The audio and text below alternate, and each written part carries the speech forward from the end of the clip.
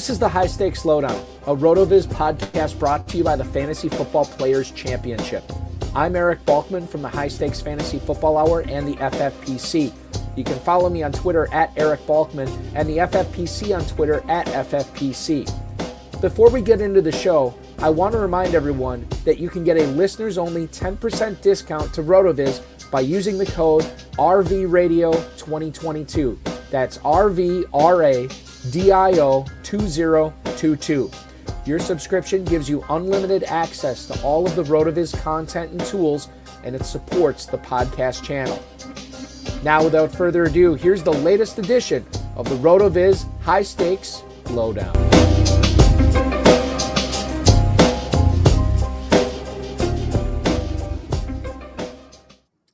Welcome in, everybody, to the newest edition / episode of the RotoViz High-Stakes Lowdown. I am your host, Eric Balkman. You know me from the High-Stakes Fantasy Football Hour, the RotoViz High-Stakes Lowdown, which is what you're watching right now, the FFPC, and, of course, the Better Sports Network's High-Stakes Fantasy Football Show as well. Hi, how are you? How you doing? And greetings, special greetings, to all of you FFPC main event and FantasyPros Championship round players, as that is getting underway this coming Thursday with the Chargers and Raiders kicking things off, and we'll get to the Chargers shortly out of the gate here. I do want to remind everybody of a couple of things. Go to myffpc.com, myffpc.com, to play in the FFPC Weekly Challenge. We have a Thursday challenge for you that'll include the Thursday players. We have a Sunday challenge for you where you lock in your rosters by our lineups by 1 o'clock, and you can watch those points pile up throughout the weekend. No draft, no salary cap. Just choose 10 players or 12 players if you want to play with kickers and defenses. Remember, only one player per NFL team. You can enter for as little as $35, as much as $200, and you can win as much as $2,500 this weekend as well. The FFPC playoff challenges are also live. The $200 classic one, the world famous FFPC playoff challenge, $200 to enter. You can win $500,000 in that. And then, of course, the $35 one, you can enter that one, and $100,000 will go to someone there. Turn $35 into $100,000. Where else are you going to get that? That's live at myffpc.com. So register for the Thursday weekly challenge, the Sunday weekly challenge, the FFPC $200 challenge, and of course the $35 playoff challenge as well. It's all at myffpc.com, myffpc.com. Remember to like this video, subscribe to the channel, comment on it, share it with your friends, share it with your enemies, and get notified every time we go live, which will be again this coming Thursday. More on that by the end of the episode. Without further ado, I'll welcome in my guest, ladies and gentlemen. He is a winner of well over $100,000, probably, quite frankly, a lot more than that, in his FFPC high-stakes fantasy football career. He's going to join me tonight as he is chasing not only a $1 million grand prize in the 2023 FantasyPros Championship, but the 2023 FFPC main event as well. Several teams in the championship round in both of those contests. Please welcome in the guy you know on the X at _Bitcoin. It is the incomparable Biplab Mandal. Biplab, welcome in, man. Hey, thanks, Valgi. Been a long time since Vegas. I don't think we spoke in between.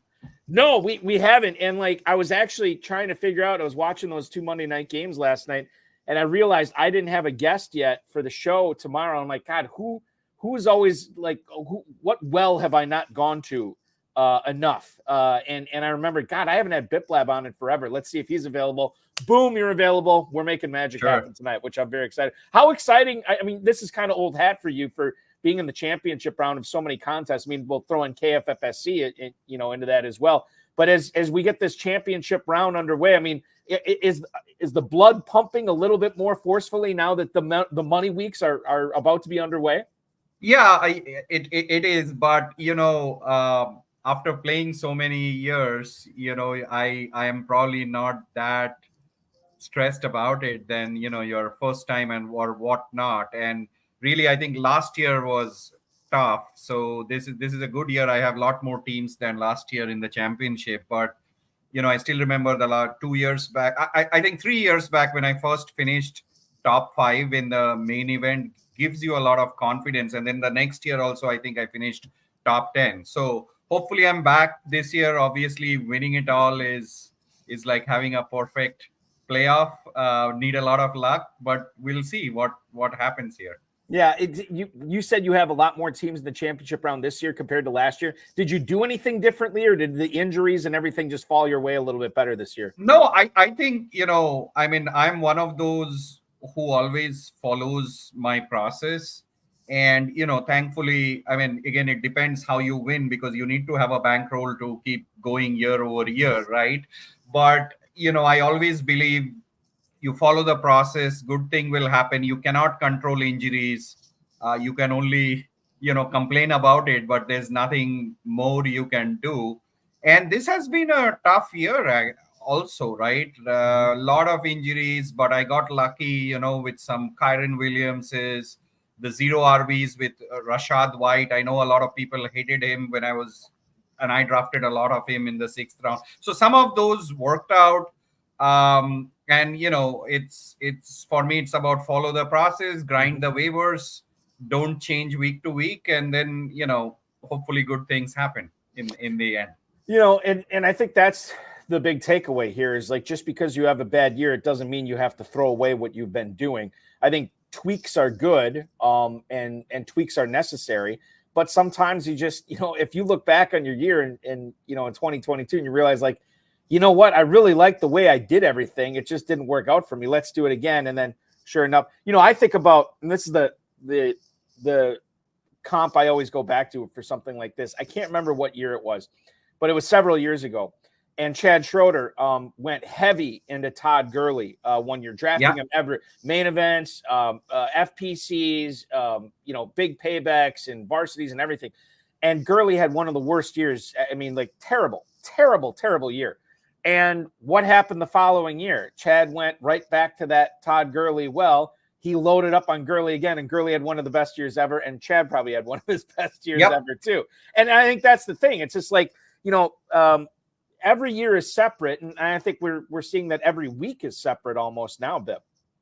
Yeah, no, it is. And, it's been a very, very difficult survival year with the amount of injuries, right? Like, I don't think last year was this bad. We thought it was bad, but not as bad as what happened this year, right? And so it was a matter of survival and grinding. And where I feel grateful is my championship week went well last week. Like, I won 80% of my main events and over 70% FPC.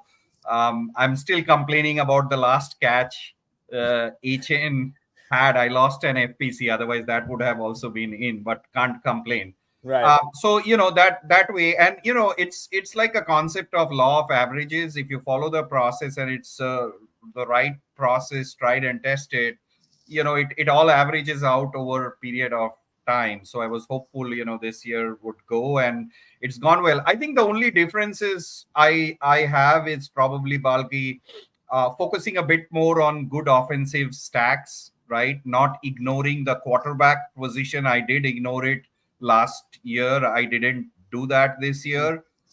Including, we can discuss about it. There are some teams where I've even gone with 3 quarterbacks into the playoff, looking at the amount of injuries. So those are some tweaks, but it doesn't change the overall process. Let's talk about the championship round and the issues that are facing players like you in it. And the first thing I'll lead off with tonight is the big news we got this morning that Justin Herbert is going to have surgery. He's going to be out for the remainder of the season, which leaves the Chargers in a precarious spot. This is a team that probably is not bringing their head coach back next year. They're going to have to make a decision about Mike Williams and or Keenan Allen. They probably want to get a longer look at Quentin Johnston. Josh Palmer, we saw, was just activated off IR today. And, the running game, Austin Eckler was, what's the word I want to say here? He was a slam dunk, for lack of a better term. Yep. First round pick. I mean, everybody's picking him in the first round, sometimes like the second running back off the board. And he has disappointed this year as well. So the Chargers offense was kind of a quagmire coming into week 15, and now it gets even worse with Easton Stick. Bip, I always think that everything's on the table. You always want to start your studs, and I think that's something that I know I have followed over the years. But when it comes to the championship round with everything out there, I do think that some outside-the-box thinking is usually required. Doesn't mean you have to agree with it. Doesn't mean you have to go with that way, but I think you have to explore everything. is it right to explore the possibility of, Keenan Allen still isn't practice this week, so he may take himself right out of the conversation. But Austin Eckler, too, is another guy. I mean, if you made it this far in the championship round, clearly wasn't on the shoulders of Austin Eckler. You were probably winning with him, not because of him. But now you look at, when you're trying to win the $1 million, you really can't afford to have a bad week. What about Allen? What about Eckler this week with Easton Stick in at quarterback? Yeah, and Eckler also has hit that dreaded age for running backs where there's almost a 30-35% production dip. And, although McCaffrey are different types of backs, but still, that stat over the years linger.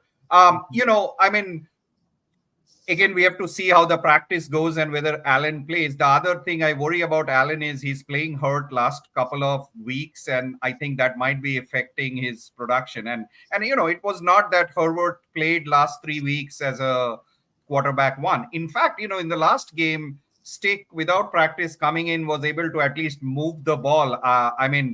Helped me with my Keenan Allen teams because Allen suddenly had 40% target share, after Stick came in. The way I look at it is they still have a good offensive-minded coordinator, Kellen Moore, and what he does. I do think what will end up happening is short passes and they get creative and those are the two weapons they stick on. So for me, they are a ding. Like if Allen was a receiver one, I'll probably put him as a receiver two, Eckler RB2 or borderline RB. RB2. I wouldn't put him as RB1 with so many other options. But because you need to play 4 or 5 positions, including flex, you have to start them. It comes down to what are your other options. And typically, this is the first week. So if they are playing, I will put them in the lineup. Does worry me, but I'm not going to get too cute and put in someone else, right? I still expect Allen to get volume. I probably expect Eckler to help out the quarterback with some dink and dunks, and we'll see. What about a guy like Joshua Palmer as like a second flex? Is that a player that you would probably stay away from? Yeah, I am right now maybe a little bit of Everett depending on how desperate I am, but I am not playing QJ. I'm not playing Palmer, and it's tough, right? With a new quarterback, But what I've seen historically is the receiver one or a high volume receiver or a running back like Eckler, typically they stay fine, in terms of production. Now the touchdowns you don't know, but at least in a PPR they are able to catch passes. And I think, obviously with no teams on bye this week, hopefully, you don't have to make these decisions where you're, looking at starting these tertiary and secondary options for the Chargers. But and I think I got it in your answer here a little bit, Biplab. These are the things that, you want to swing for the fences that last week when like, okay, it's put up or shut up here. I have got to make some hay somehow, and maybe I'll take some chances there. And then obviously the variance goes into that too. Like, if not a lot of guys ahead of you are playing Palmer, then maybe Palmer becomes a start. Yeah. The best, but not in week 15. Yeah, not week 15. I'm still putting my best roster out there this week, right? Which I feel is a best roster. And then depending on where you rank after that week, you get into analysis paralysis and whatnot, right? That's exactly right. Zach Moss, let's talk about him for a second. Was among the leading rushers in the NFL while Taylor was hurt, and now Taylor's hurt again. He kind of disappointed last week. I actually expected a huge game from Moss, and it didn't happen. Now this week, I still think you have to trot him out here, even though the matchup isn't great. We have Saturday football this week, by the way, as just a PSA to everybody watching. Make sure you get your lineups early. We got 3 Saturday games, and one of them, and I think it's that middle one, that 4:00 game, is the Colts and Steelers. Zach Moss against the Steelers. You still got to trot him out there, right? I mean, because of the potential, even though this is not a great matchup for Moss. Yeah, well, I thought last 2 matchups were tough. Look, he's not Jonathan Taylor. Whatever we saw was great, and whoever grabbed him was great. But at least I believe that's not going to continue. It hurt me, but and I was never a Zach Moss fan. He surprised me this year. Given his past and what I've seen. But if you look at the last two games, Balki, James Conner and Zeke both had 20 plus points against this Steelers team and the Steelers defense, right? So, again, we shouldn't give up on Mas because of the last two games, given, he has a little bit of a bell cow type of role with Taylor missing. And even last week, he caught, I think, 4 passes. His running was not great, but he caught 4 passes. And then thinking of Steelers, I don't think they are someone who will run away with a 3 touchdown or a 2 touchdown lead that, your running back is not in the play. I personally feel he comes back on track, has a good game, maybe scores a touchdown, but will catch a bunch of passes. And I would hope he scores 15 to 20 points. For me, he's our RB2 this week. I'm not benching him at all. And I think this is just me hoping for the best because I have Zach Moss in more than a few spots. I think he's like a borderline top 12 guy this week. Yeah. High-end RB2 and because you bench him, and I did bench him once, early in the season, and he went off on 40 or 38 points that week. It was brutal to see that. Yeah. And it's, it's one of those things. Sometimes you just never know. Put this on my bingo card of something I didn't think I'd be asking you tonight. Wan'Dale Robinson, a player that now earlier this season, so he started off the season hurt. He did have one game against the Bills, 8 catches for 62 yards. And then outside of that, it's been kind of quiet again until last night. 7 targets, 6 catches for 79 yards. Looked really good. I know a big chunk of that yardage came on one play towards the end of the game. But Wan'Dale Robinson clearly is playing well right now. He clearly has the trust of his quarterback. More importantly, there's a chemistry there with Tommy Cutlets and Wan'Dale Robinson. Is he a sleeper at New Orleans this week for you, Biplab, or am I going too deep in trying to submit my lineup? Not for me. I think the only player I'm interested on the team is Barkley. And, where we are at NFL, the Saints have a shot at the division still, with Tampa and Atlanta. And they surprised me last week because I was actually expecting a Carolina upset win, with a wobbly Derek Carr playing, coming out of that and whatnot, right? I always loved Wan'Dale. I love him in dynasties. I still have him.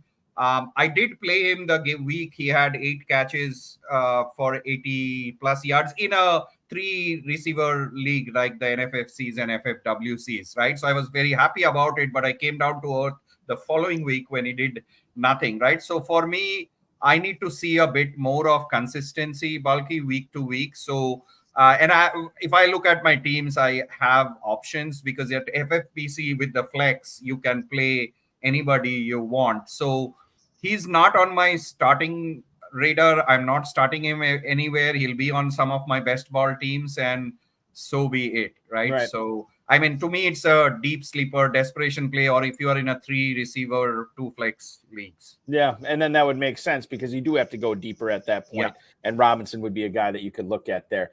I know you knew I was not going to let you get out of tonight's interview without talking little Minnesota Vikings football with you. So let's get to that portion of the program right now. Wow, what a ride it's been for the Vikings this year. Again, they're in a lot of close games. Justin Jefferson goes down, misses almost 2 months. He comes back. He promptly leaves again, but there's talk that he's still going to play this week. The Vikings, prior to the bye week, well, first of all, they had Kirk Cousins having a historic year, and then they lose him. They trade for Josh Dobbs, who looks awesome, serious contender for comeback player of the year.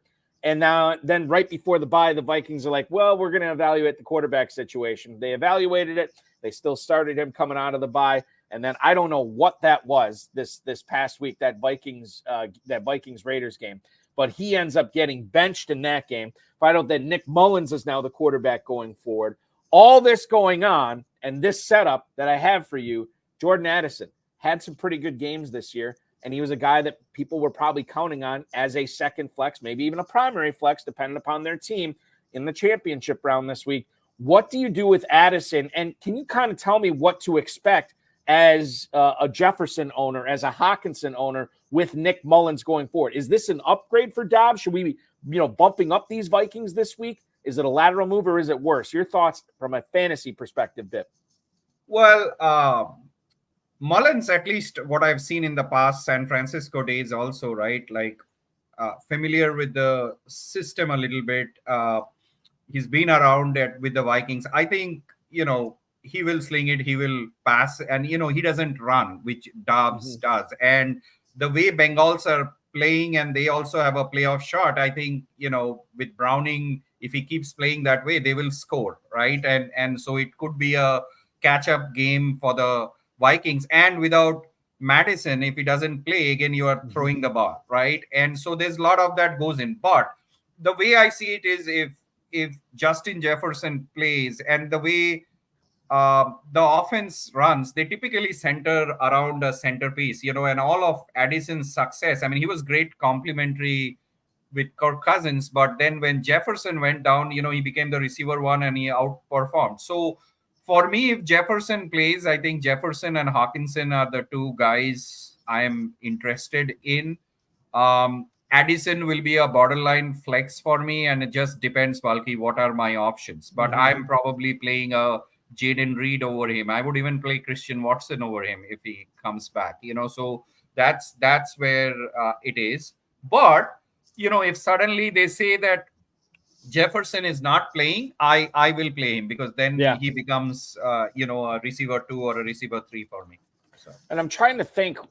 So that game is a Saturday, I think. That's right? Saturday. That's the first game on Saturday, which is perfect because you'll know then about Jefferson's health, and then you can make your decision if you want to deploy Addison in that case against the Bengals. Now, who knows what we do? I mean, Mullins gets hurt. You never know. Dobbs shows up again in the game. It's an interesting situation. But I think it's like a dog fight. But I think a really good hire was Brian Flores, and with all the personnel we have, what has he done and turned around the defense? It's not that we have big named players and great players. I mean, that I hope someday he gets another shot at a head coaching job, but I think I'm more excited there. I mean, the last game, basically, he single-handedly won us against Raiders, and I'll take the win. We are still in the playoff hunt. You mentioned the couple of Packers, Jaden Reed and Christian Watson, and they get Tampa at noon, or at 1:00 on Sunday, and Reed late in that game, and I haven't seen anything regarding him going forward as far as what happened, but I know he was being evaluated for concussion late in that game. Yes. I know he was already dealing with a chest injury that dated back to the Chargers game. So he is really dinged up, and obviously a rookie too. So you always worry about how much more pounding can he keep taking this year, because it's a long season for these guys. Watson, I mean, I'll be honest with you. I'd be pretty surprised if he played this week, given that this is the same hamstring that's given him problems. And the Packers are really, really cautious, and you have to be cautious. It's a recurring issue, with Watson. So the Packers could, and by the way, Dontavian Wicks might have a high ankle sprain. So he's probably going to be out this week. He might be out the rest of the regular season. I don't know. That's more speculation than anything. But the Packers receivers against Tampa this week could be Romeo Doubs, Samori Toure, and Malik Heath, which was just mind-blowing to think about. Or you get back Aaron Jones and he becomes your receiver 1. Okay, if he comes back. That's the other thing. This is a sprained MCL. The thing is, and I was telling Dave Gerzak, we were talking about this today, because Reed's been his last 4 of his last 5 weeks, he's been unbelievable as far as fantasy goes. Yep. And I was telling Dave this today. I'm like, the Packers do need some warm bodies in here. And I don't know if Jones is ready to come back, but he almost might have to because it's a bad situation for fantasy for people, because we were counting on guys like Watson and Reed specifically. I don't know if anybody was counting on Dobbs, and then Jones, obviously, to get him back is great if you had an Aaron Jones make it through to the championship round, which I don't know if a lot of people did, but it is a possibility. Yeah, I was disappointed. I expected them to play well. I still regret, I didn't play one-legged Trevor Lawrence, and I played Jordan Love over him. And feel a little bummed about that decision. Yeah. I mean, hindsight. It's like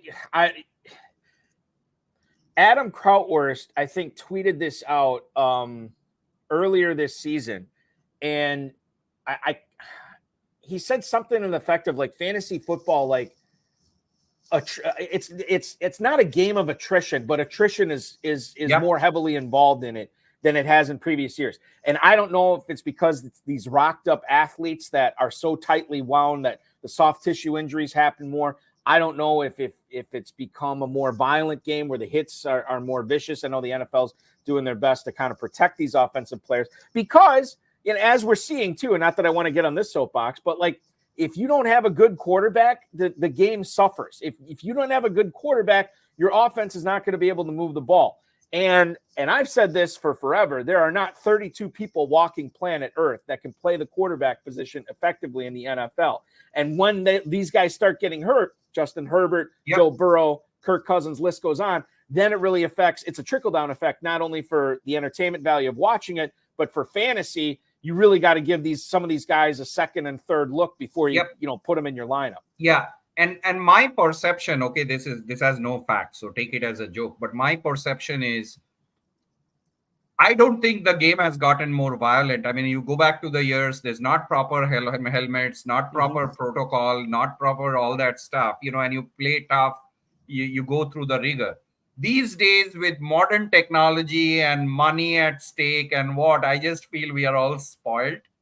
And that has crept up into our body maintenance and whatnot, right? This is just a joke, but that's how I feel about it, right? That we're just spoiled.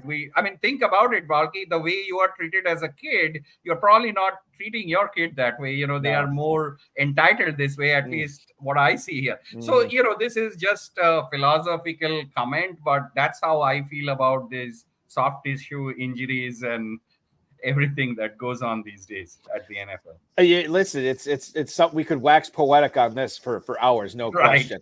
Dom Gazzetti is going to get us out of that out of this loop or this rabbit hole here. He said it's his first time doing a high stakes tournament. He ended number 1 in the league. He is a little bit worried about Keenan Allen. Now, we talked about this at the top of the show, and we just talked about Jordan Addison, but we didn't talk about him together. Keenan Allen, if he's active, you're playing him over Jordan Addison this week, right? Well, I will. I mean, it's a tough one because Allen plays on Thursday. Yeah. We probably don't know if Justin Jefferson is playing or not, right? So if that's my decision, Keenan Allen versus Addison, then, with the assumption Jefferson is playing, I would play Keenan, assuming he's playing. He didn't practice today. Right. That's another thing. So you'll know probably tomorrow, or are they truly going into a tank mode and just not play him? And we don't know, right? But I still expect him to get whatever targets, 7, 8 targets. Hopefully he catches 5, 6 passes. And isn't he on pace to break the season reception record too? Possible. I need to check. Yeah, but I'm playing him. If he's active, I will play him, and I have both True Disclosure, Main Event, and Football Guys teams with Keenan Allen on it. I'm a weak man. I can't even contemplate the fact that I could sit Keenan Allen because I'm worried about him being gimpy, and then he has 14 catches for 130 yards and 2 touchdowns. Exactly. Right. So that's and he may not, and the odds are against that, but he could blow up, and that's the kind of stuff I'd have nightmares about. He could have like 8 catches for 40 yards, even. You don't know. Right. That's true. That's another good point. Well, like Jaden Reed last night, we were talking about him. I was like, God, he didn't have a very good night. And then I look, he had 8 catches for 27 yards. He had the rushing touchdown. So despite him not getting a ton of receiving yards, he still put up 20 points, which is weird to think about, but it happened. Texans, let's talk about them. The Texans are getting the Tennessee Titans on a short week because Tennessee played last night against Miami. What a finish by them, by the way. Hard Knocks is going to be very entertaining for the next episode when they cover this Dolphins game. CJ Stroud, Nico Collins, Dalton Schultz, they're all beat up. Tank Dell, we know for sure, is out. I'm of the opinion that I'm like 85% convinced Collins is going to be out this week as well. What do you do with your Texans this weekend? Is there anybody you're looking at? Singletary? Are you looking at Brevin Jordan? Are you looking at Robert Woods, Noah Brown? Who are the guys that you would feel all right starting for Houston? And by the way, none of them is a perfectly fine answer here too, Vip. Yeah, and last year, I mean, this is interesting. You asked this because I was, I mean, and I'm assuming even Stroud is not playing. I think if Stroud plays, that changes things a bit for me. I like what I've seen, and if he's healthy, and if Nico or Noah Brown is healthy, that Mhm. changes the thought process a bit in a tournament. Especially, there might not be a lot of Noah Brown ownership, right? As a Mhm. flex, why not put him in, right? But um, the way I see it is, I think the only player you can play is probably Fairbrand if he comes back and Oh you have yeah. him as a kicker just to get a correlation. I don't think a lot of team will. I've not checked the stats, but a lot of teams will have Fairbrand.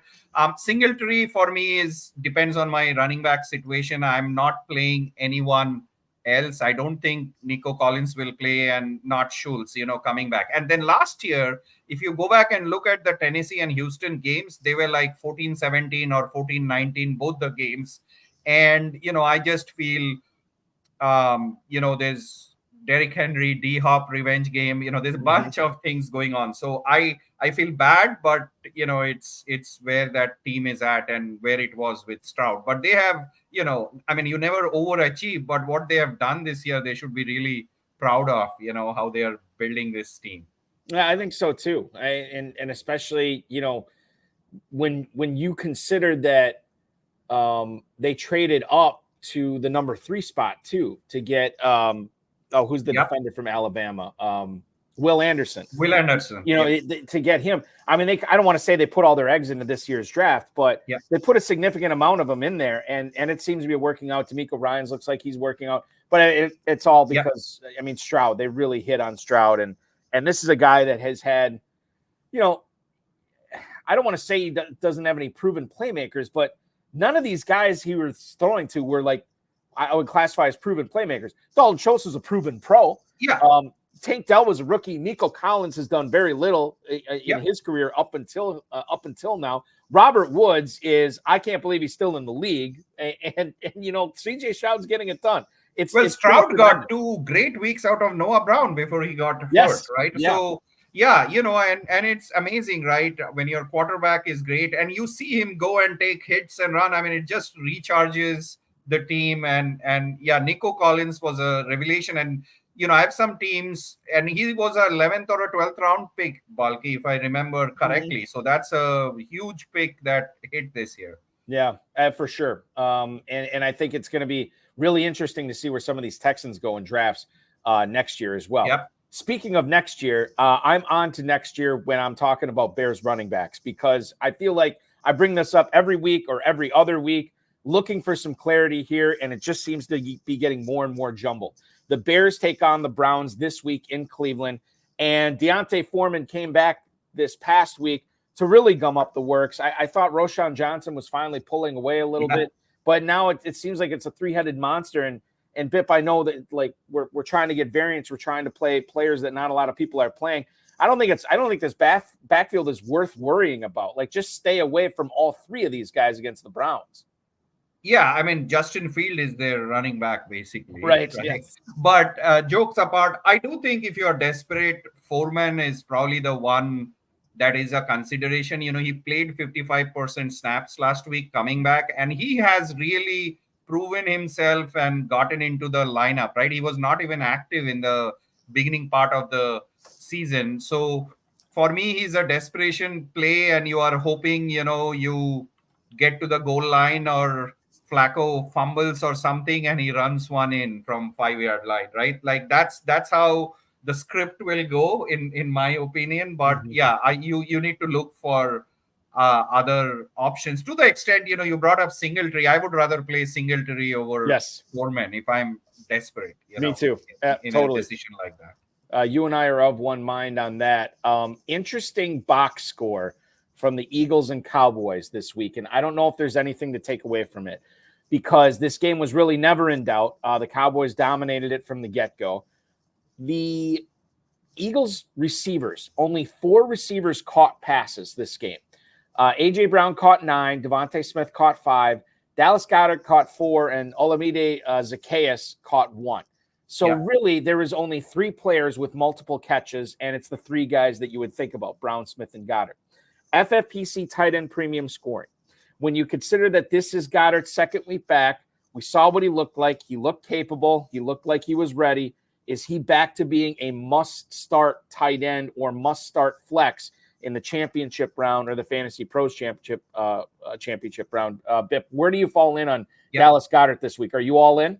For me, yes, and I'm excited he's back because, again, few reasons, right? I've not looked at the real numbers yet, but I think there won't be a lot of Goddard teams, given he got hurt and people, if they didn't have a tight end option, those teams might have struggled. So I don't know how many championship teams got in from an ownership standpoint, but again, it's the position, right? It's not a position of plenty, and your tight end one, number 12 might be Isaiah Likely or someone like that, right? If you look through all the studs and the rookies and there. So, and then, historically, Hurts has always used him as a safety valve, and Goddard ends up catching 4 or 5 passes. What encourages me most is he played 85% of the snaps, and he took 2 or 3 hits, bulky people falling all over him, and I'm like, oh my God, here we go again.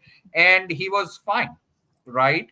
So for me, he's a must start. I'm not even thinking about it, given it's a tight end premium format. And, the last 2 weeks, Kittle and Jake Ferguson have scored against Seattle. So I'm hoping he will score, and keep the streak going, right? And they're pissed off, right? with the They should be. I mean, so hopefully they put up 30, 40 points, because San Francisco and Dallas just did that and scored a lot of points, and won by double digit against Seattle. So.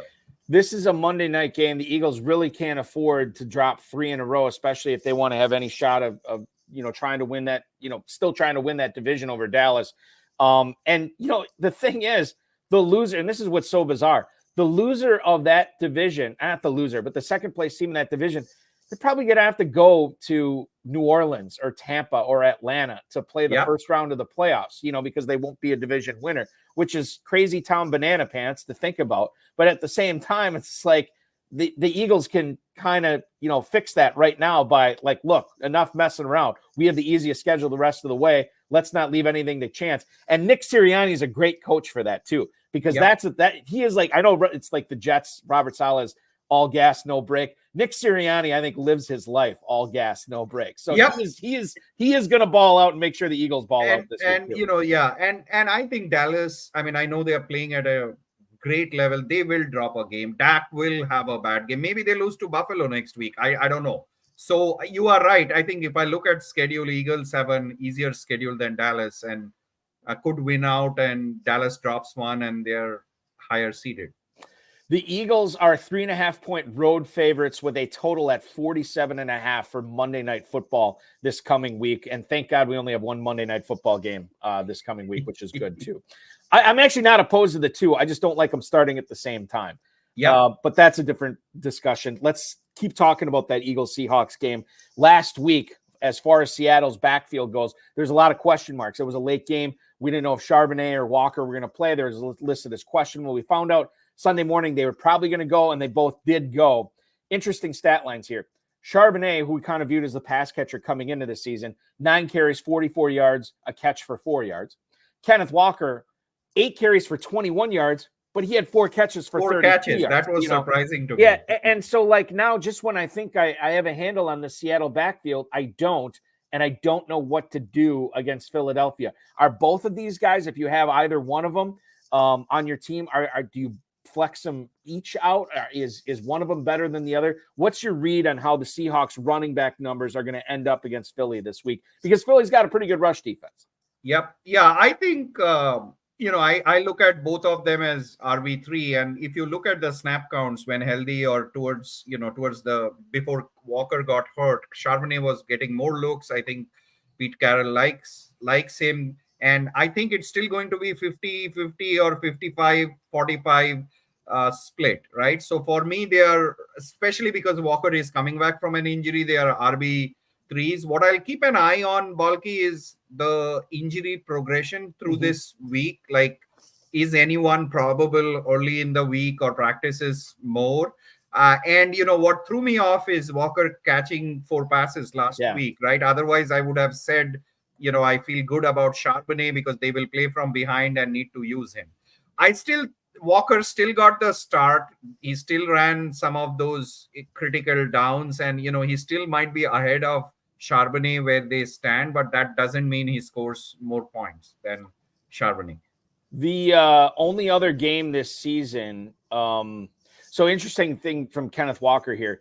He had one other game with 4 catches. That was the first game of the season. And wasn't Charbonnet hurt that game? Like he didn't play? Yes, I think so. I remember the shoulder or something he hurt in the last preseason, something like that. Now, he had 4 catches only for 3 yards that first game. He did have a 59-yard receiving game against Carolina, who hasn't.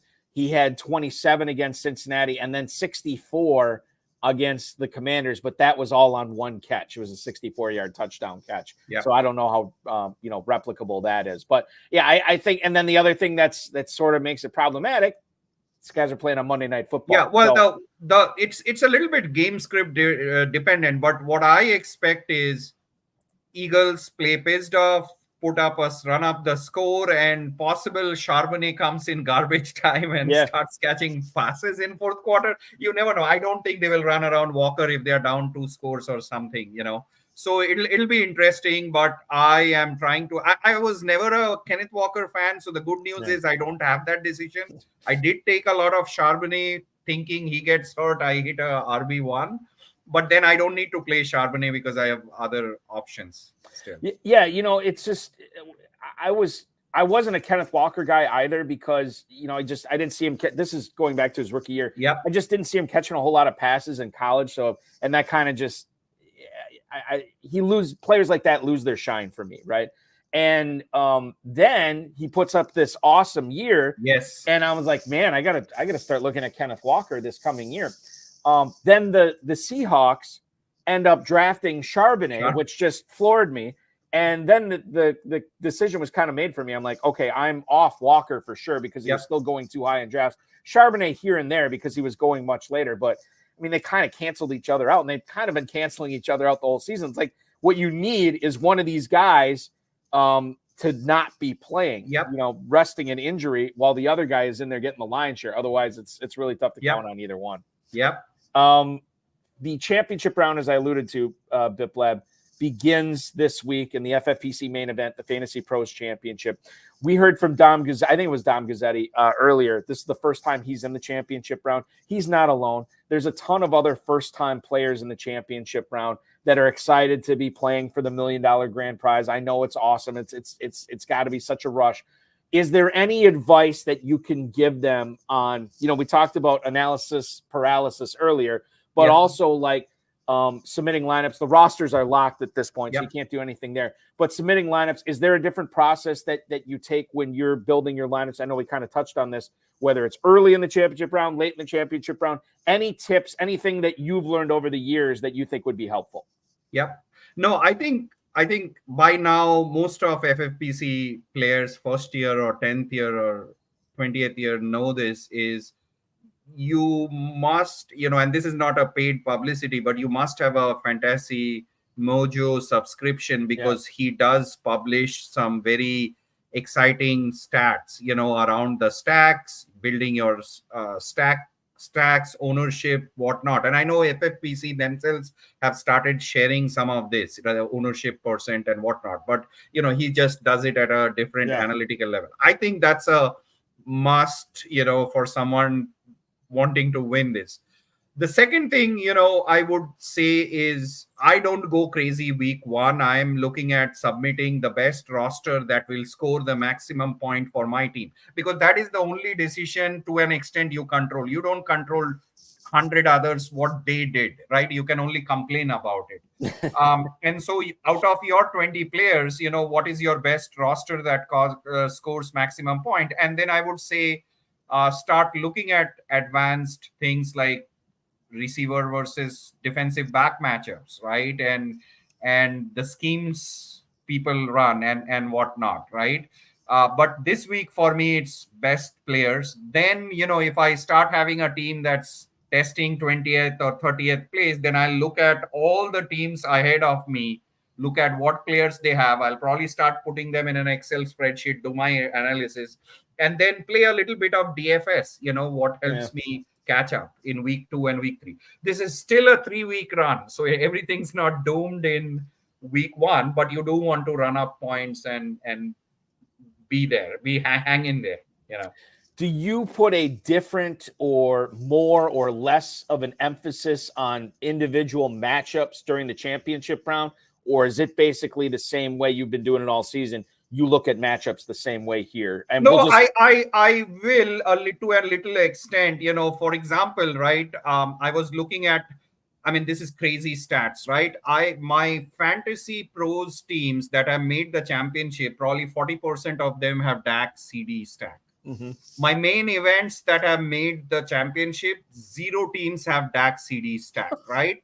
And I'm looking at it positively. Okay, 50% of the teams are carrying them. So if my Lamar Jackson hits, if my Tua hits, if my Jalen Hurts hits, I have a little bit of a leverage, there. I even have a Kelsey Mahomes team, and I know I'm talking 2 years back history in both, the championship. So things like that I will look at. Again, things can happen. I see Miami and Baltimore being a deal kingmaker here because they have high-scoring games, all playoff teams, and those would be shootouts. And I'm expecting a lot of points in the schedule of Miami and Baltimore. And so having Lamar Jackson with a Zay Flower or even Odell Beckham or a likely could be a differentiator, right? And then you have obviously Tyreek Hill and whatnot on the other side. So. And I look at it. So the Cowboys Bills this week, 50.5 is what we're looking at for the total. So that's really good. I already talked about the Eagles Seahawks. Baltimore is a 3.5 point favorite on the road. The total in that game against Jacksonville is just 43.5. Here's another potential shootout. Washington and Los Angeles, the Commanders and the Rams. Yep. Rams, 6.5 point favorites, 49.5 is the total. Niners, Cardinals, 47.5.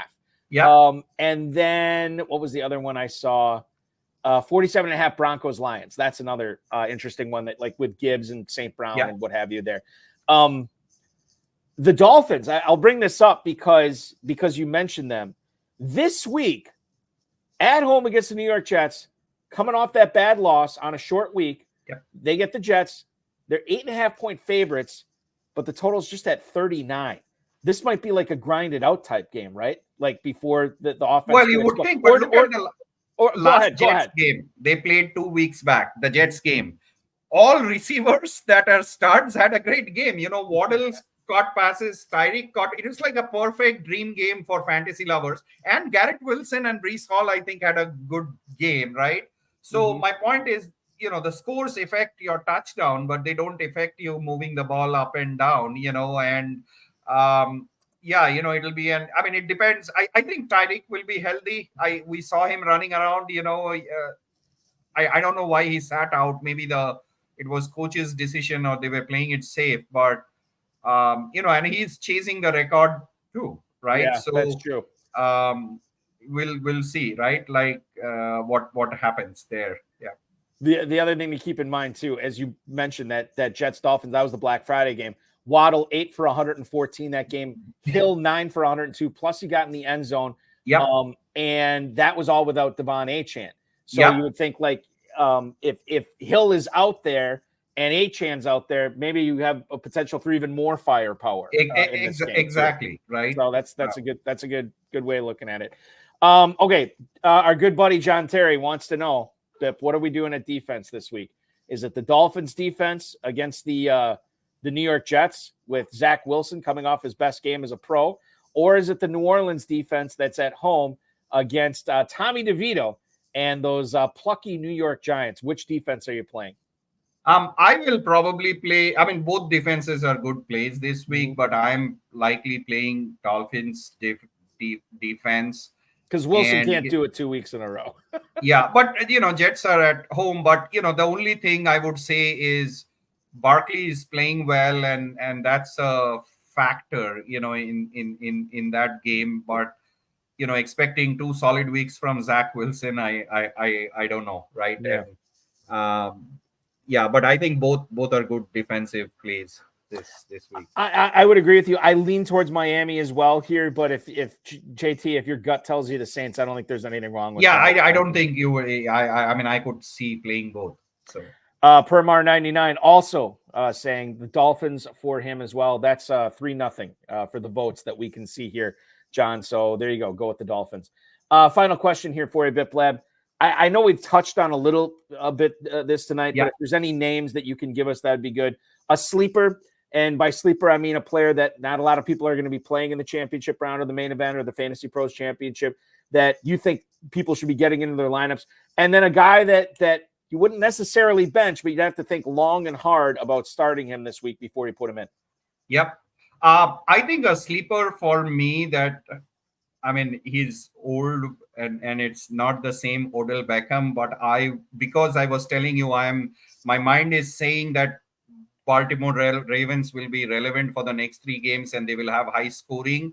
I could see him be a factor. I mean, he really looked good and he's explosive, and he probably needs to catch 4 or 5 passes to have 100 yards and a touchdown, right? And especially with Mark Andrews gone. So someone that's a true sleeper for me, I'm looking at.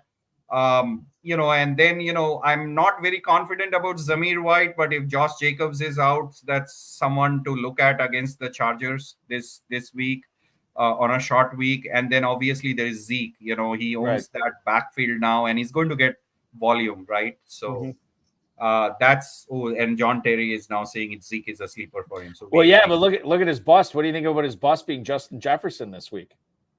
I don't think Justin Jefferson's a bust. I mean, if he plays, he will be fine. He'll be fine. Okay. All right.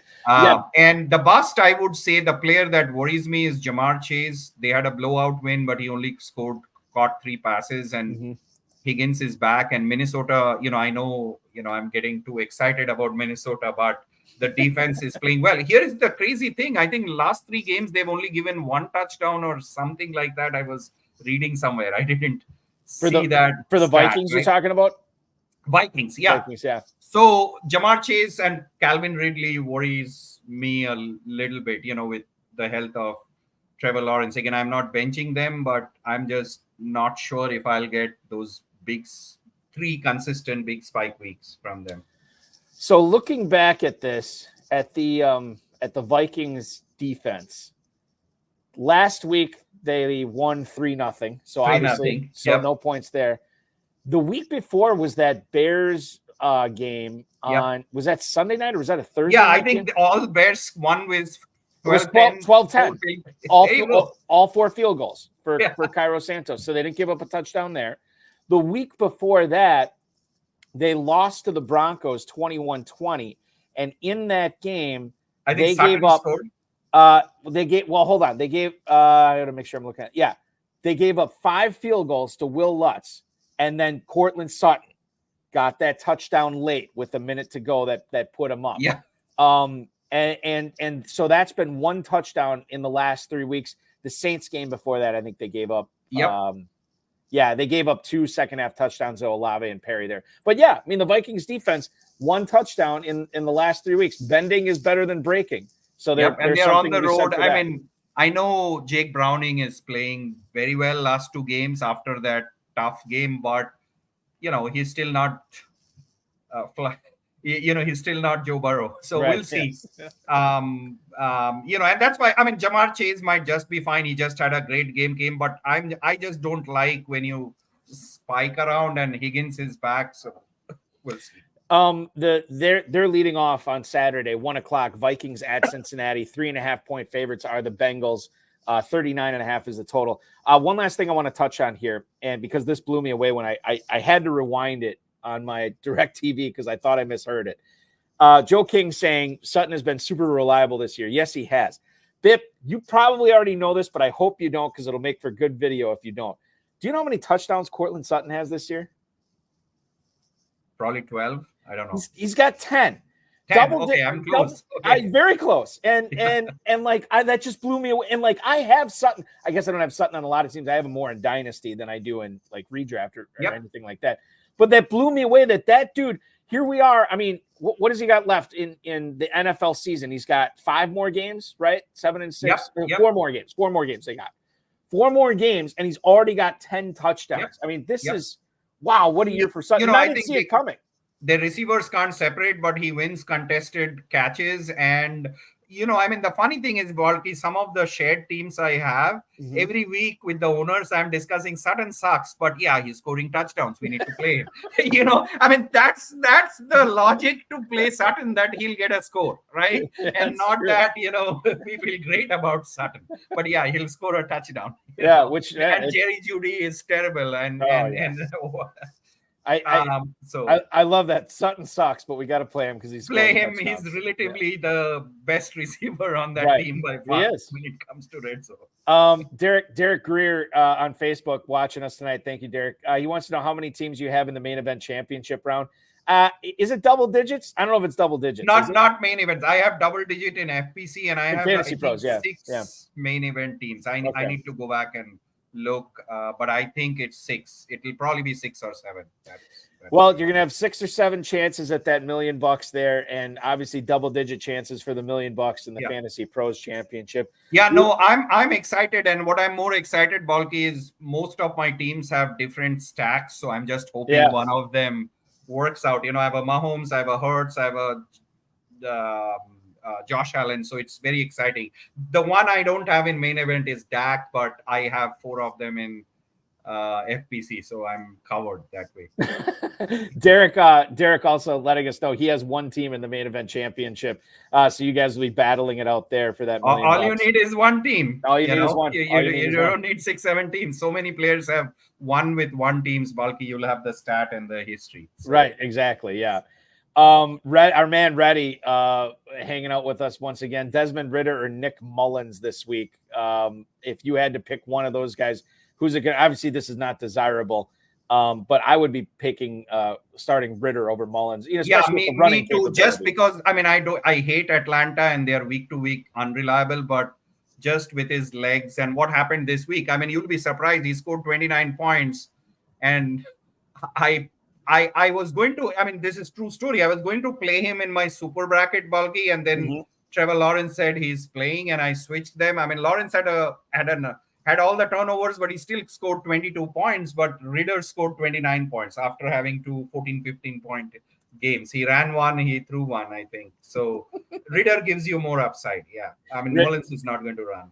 Yeah, it's like every time, the thing is, for those of us who had Robinson or London or Pitts or whatever this year, how many times have we been foiled by a Ridder run into the end zone? Oh, it's just been so frustrating this year. But good on Desmond Ridder. He's making a claim for that Falcons job going forward. We'll see what he does there. We'll see what you do in the main event championship round of the FantasyPros Championship round. Biplab, so good to catch up with you, talk a little football tonight. I always enjoy it. Good luck. Hopefully the ball bounces your way. We'll see which stack of yours, maybe multiple stacks. Hopefully we'll step up this week as well. And @_Bitcoin on the X machine. We'll follow you there. Thank you so much, my friend. I really appreciate it. Thank you, Balky. Great chatting with you always. And I'll dial into the fantasy hour. Yes. Yeah, exactly. We appreciate it, dude. Have a great night. Yep. You too. Bye. That is Biplab Mandal, ladies and gentlemen, a winner of easily 6 figures in his FFPC high-stakes fantasy football career, having nearly a dozen teams in the FantasyPros Championship, 6 or 7 teams in the FFPC main event. Those are just in the championship round. So we could be talking with him again if he's fortunate enough to cash the $1 million in either one of those contests going forward. That will complete our show tonight. RotoViz High-Stakes Lowdown for December 12th, 2023 is in the books. I want to thank Biplab Mandal for coming on tonight. We'll be live again next Tuesday at 10 p.m. Eastern Time. High-Stakes Fantasy Football Show will be live this Thursday at 7 p.m. on the Better Sports Network with Bradley Stalder from Best Ball Fantasy. You can check that out on the FFPC socials as well as the Better Sports Network socials. And then hang out with us because we're going to go right into Thursday Night Football, and you can play on the Better Cast against us as well, which is always a fun way to watch the game. More information on that when you watch with us on the Better Sports Network Thursday night at 7 p.m., as well as on the all FFPC social channels as well. High Stakes Fantasy Football Hour is live this Friday night at 10 p.m., as Biplab just alluded to. KFFSC Commissioner Farrell Elliott and myself will welcome on a special guest to kick off FFPC main event and FantasyPros Championship rounds. That's going to be fun as well. And we'll have football on Saturday. So PSA, get those lineups in early this week. Go to myffpc.com to play in the FFPC Weekly Challenge, myffpc.com. No draft or salary cap. Choose the 10 or 12 players that you want to play with by Sunday's kickoff, or you can play with the Thursday night players by Thursday night's kickoff and just watch them ride throughout the weekend's games. No stacking, one player per team. $35 to $200 entry fees, and you can win up to $2,500. Don't forget about the FFPC World Famous Playoff Challenge, which is open for business as well at myffpc.com. Check that out and enter now for your chance to win $500,000 or $100,000. If you've been playing the weekly challenge all season, this is basically the same format, except for you keep this roster for the duration of the playoffs. No stacking there as well. It's our big closeout to the end of the season. We always enjoy it, and you should have some money in your player accounts coming up later this week that you'll be able to play with in those contests as well. That's at myffpc.com, myffpc.com. Remember to like this video, subscribe to the channel, comment, share it with your friends and enemies, and get notified every time we go live, which will be 7 o'clock Eastern time on Thursday night. This has been the RotoViz High-Stakes Lowdown. I've been Eric Balkman. Thanks so much for watching, everybody. We'll talk with you again Thursday night.